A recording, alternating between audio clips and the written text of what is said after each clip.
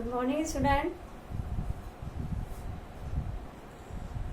हमारा चैप्टर चल रहा है ह्यूमन रिप्रोडक्शन, जिसमें हम पढ़ रहे हैं मेल रिप्रोडक्टिव सिस्टम के बारे में।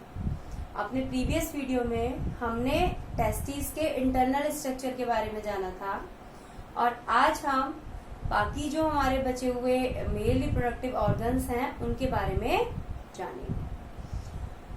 तो हमने देखा था कि ये हमारा स्क्रोटम है जिसके अंदर टेस्टिस है। टेस्टिस के अंदर का जो स्पेस था वो टेस्टिकुलर लोब्यूल्स में बटा हुआ था और एक टेस्टिस में लगभग 250 टेस्टिकुलर लोब्यूल्स थे, वृषण कोश थे, और ये खुल रहे थे रेडिड टेस्टिस में और रेडिड टेस्टिस खुल रही थी वैसा इफ्रेंशिया में। तो ये है हमारी वैसा इफ्रेंशिया, यह शुक्र वाहिकाएं, और ये किसमें खुलती हैं? एपिडिडाइमिस में खुलती हैं। तो एपिडिडाइमिस एक हाईली कॉइल्ड स्ट्रक्चर होता है, लगभग 6 मीटर लंबी एक ट्यूब होती है, बहुत कॉइल्ड होती है। ये यहाँ हम कॉइल्ड दिखा नहीं सकते हैं क्योंकि समझाने में प्रॉब्लम होगी। तो ये हमारी वैसा इफ्रेंशिया और किसमें खुल रही है? ये एपिडिडाइमिस में खुल रही है।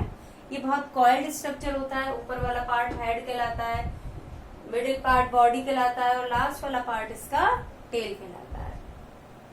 और ये टेस्टिस के पीछे की तरफ होता है, तो इसलिए इसको क्लियरली हम डायग्राम के अंदर नहीं दिखा पाते हैं। इसके बाद ये जो एपिडिडाइमिस है ये खुलती है वेस डिफरेंस में। वेस डिफरेंस यानी कि शुक्र वाहिनी के अंदर। और ये जो शुक्र वाहिनी है ये स्क्रोटम से ऊपर की तरफ जाती है, यूरिनरी ब्लैडर तक जाएगी। देखिए ये टेस्टिस है, ये हमारा एपिडिडाइमिस है। एपिडिडाइमिस इसमें खुला वेस डिफरेंस में। वेस डिफरेंस ऊपर की तरफ गई और कहाँ एंटर हो गई? हमारी एब्डोमिनल कैविटी में। मैंने आपको बताया था जब स्टार्ट किया था हमने ये मेल रिप्रोडक्टिव सिस्टम, तो इंग्विनल कैनाल होती है। जो इंग्विनल कैनाल है वो हमारे स्क्रोटम को और हमारी जो एब्डोमिनल कैविटी है उसको जोड़ती है। तो इस इंग्विनल कैनाल से होती हुई ये वेस डिफरेंस पहुंच जाती है कहाँ? एब्डोमिनल कैविटी में। यूरिनरी ब्लैडर के ऊपर तक जाती है और फिर वापस से ये नीचे आ जाती है। नीचे आकर ये कहाँ खुलती है? ये हमारी यूरिनरी डक्ट है, ये इसके अंदर खुल जाती है।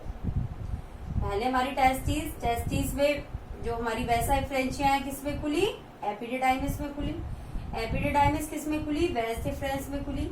वेस डिफरेंस स्क्रोटम से कहाँ चली गई? हमारी एब्डोमिनल कैविटी के अंदर। एब्डोमिनल कैविटी में यूरिनरी ब्लैडर से ऊपर तक गई, फिर नीचे की तरफ आई और आकर कहाँ खुल गई? हमारी यूरिनरी डक्ट। जब ये यूरिनरी डक्ट में खुलेगी उसके बाद वाला जो पार्ट है यूरिनरी डक्ट का, अब वो बन जाएगा यूरिनोजेनाइटल डक्ट। अब इसे क्या कहेंगे? यूरिनोजेनाइटल डक्ट,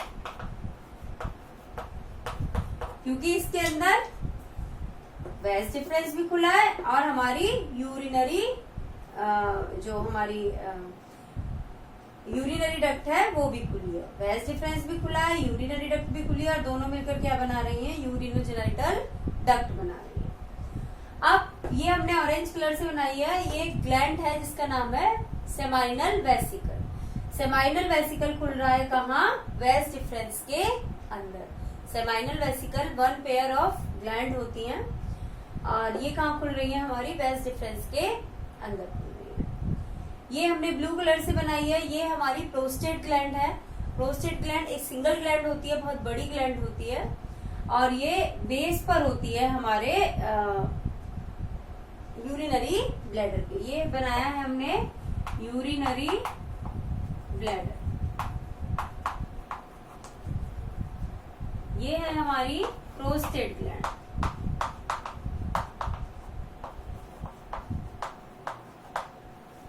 तो ये जो हमने ये नलिकाएं यहाँ हम दिखा रहे हैं, ये नलिकाएं वैसे विजिबल नहीं होती हैं, इनके ऊपर क्या आ जाती है? प्रोस्टेट ग्लैंड आ जाती है। तो ये तो समझाने के लिए हमने आपको बना के दिखाई है।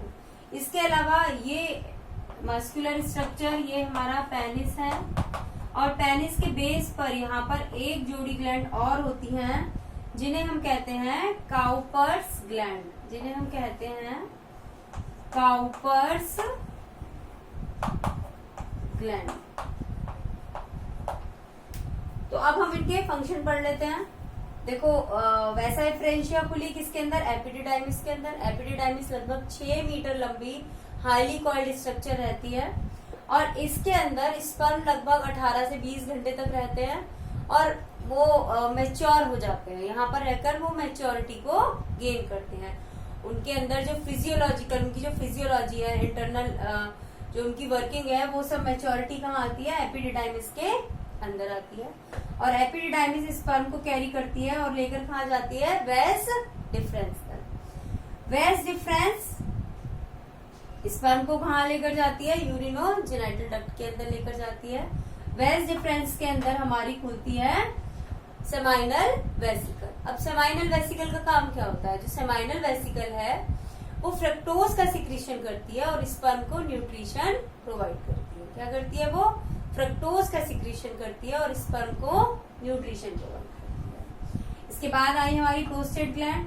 जो प्रोस्टेट ग्लैंड है सिंगल ग्लैंड है, बड़ी ग्लैंड होती है और ये इसका जो सिक्रीशन है वो एल्कलीन सिक्रीशन होता है और वो स्पर्म को एल्कलीन मीडियम प्रोवाइड करती है और स्पर्म के एक्टिवेशन में वो हेल्प करता है। जो ये जो इसका जो सिक्रीशन है स्पर्म के एक्टिवेशन में हेल्प करता है। तो सेमाइनल वेसिकल का काम न्यूट्रिशन प्रोवाइड करना, इसके सिक्रीशन के अंदर फ्रक्टोज होता है।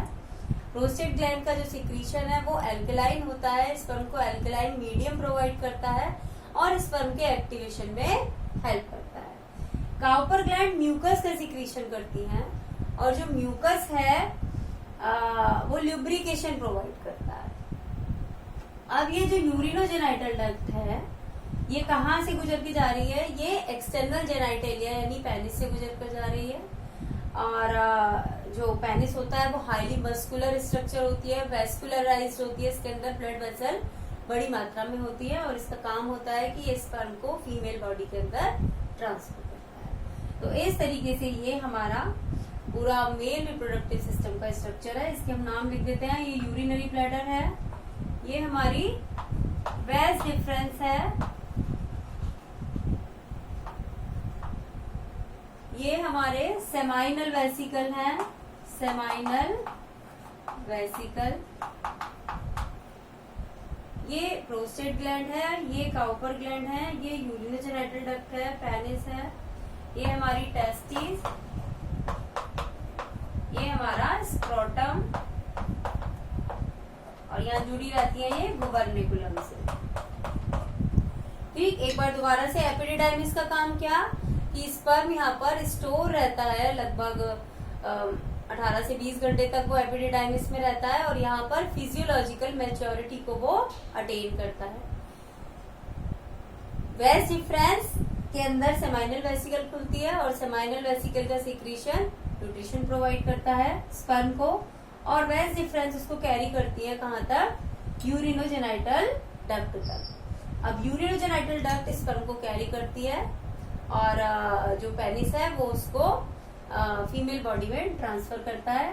प्रोस्टेट ग्लैंड का काम है एल्कलाइन मीडियम प्रोवाइड करना है स्पर्म को और स्पर्म के एक्टिवेशन में हेल्प करना। और काउपर ग्लैंड ये हेल्प करती है ल्यूब्रिकेशन में, ये म्यूकस का सिक्रीशन करती है। इसके अलावा ये जो वेस डिफरेंस है जहां पर इसके अंदर ये सेमाइनल वेसिकल खुल रहा है उसके बाद वाला जो हिस्सा है, ये इतना हिस्सा जो है इसका, ये जो डक्ट है इसे हम एक स्पेशल नाम देते हैं, इसे कहते हैं इजैक्यूलेटरी डक्ट। इसे कहा जाता है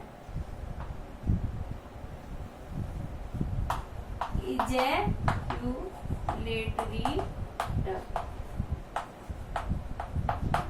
यानी जो हमारी वेस डिफरेंस है सेमाइनल वेसिकल जहां उसमें खुल रहा है उसके बाद वाला जो इसका पार्ट है उसको एक स्पेशल नाम दिया जाता है इजैक्यूलेटरी डक्ट। और उसके बाद ये कहाँ खुल गई, हमारी यूरिनरी डक्ट में खुली और यूरिनरी डक्ट और ये वेस डिफरेंस इजैक्यूलेटरी डक्ट ये मिलकर क्या बना रही है, यूरिनोजेनाइटल डक्ट बना रही है। यूरिनोजेनाइटल डक्ट यूरिन और स्पर्म दोनों को ही कैरी करता है। और ये जो ग्लैंड्स का सिक्रीशन है और स्पर्म, ये सब मिलकर क्या बनाते हैं, सीमन बनाते हैं। प्रोस्टेट ग्लैंड का सिक्रीशन और हमारा सेमाइनल वेसिकल का सिक्रीशन और स्पर्म, ये तीनों चीजें मिलकर क्या बनाती हैं, हमारा सीमन बनाती हैं। इसी के अंदर स्पर्म होते हैं और ये जो